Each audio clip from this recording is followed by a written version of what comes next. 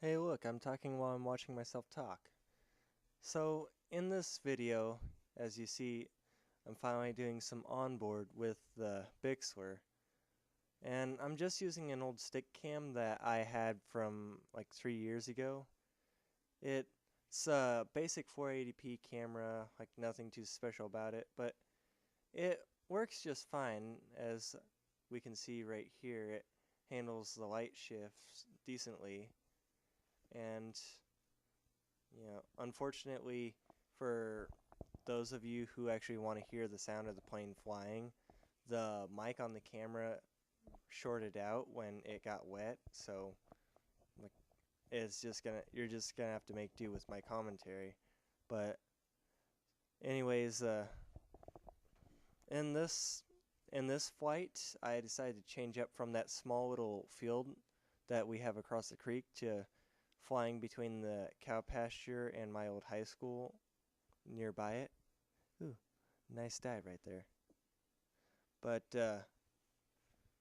like I decided to do this change up because, well, let's be honest, it's really hard to do a decent landing in that tiny little field. Yeah. Ooh, another nice dive. And yeah, every time I'd try to fly in that field, like it'd just turn out to be a bad landing. And especially when I try to use the flaps, for some reason that thing likes to tip stall when I engage the flaps. And coming in for a landing, and good. It's good. And so, this flight turned out a whole lot better, so I'll start flying in this area from now on.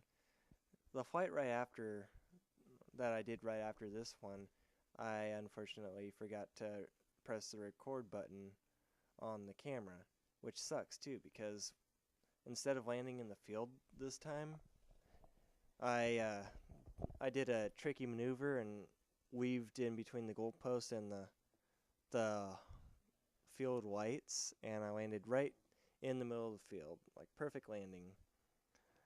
Now, like this is also after I've gone through some technical issues on the Bixler, like ever since that last flight that I posted on YouTube.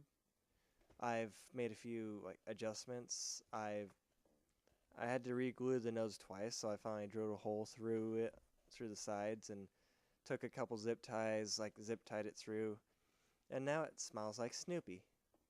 And then I found a way to mount the battery a little bit farther back to adjust the CG, and I turned the prop around because, well, I like a nub, I had it the wrong way. And after getting all these things sorted out, it works a hell of a lot better.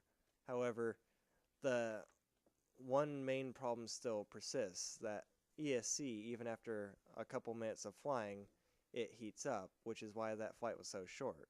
When I went out and got it, it was scalding hot to the touch. So, I decided last night that I was going to do a lookup on what was going on with it. And what I came across explains everything.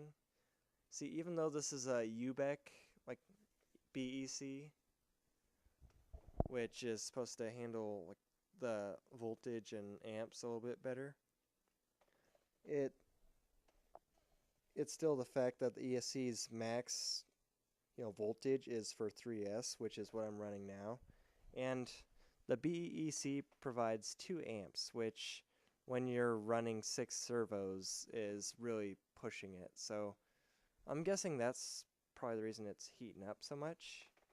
It's the only explanation I got. That, and like it, they recommend a 20 amp ESC. I just jumped up to a 30. So I got another ESC coming. It's going to be a 50 amp ESC. It's going to be another UBEC, but it's going to be 4 amps. So hopefully that'll like keep all the servos satisfied, and I'll get longer flight times, and I'll be able to sample some better flight maneuvers. But that's all I have to say for this time, guys. I will see you later in the next video.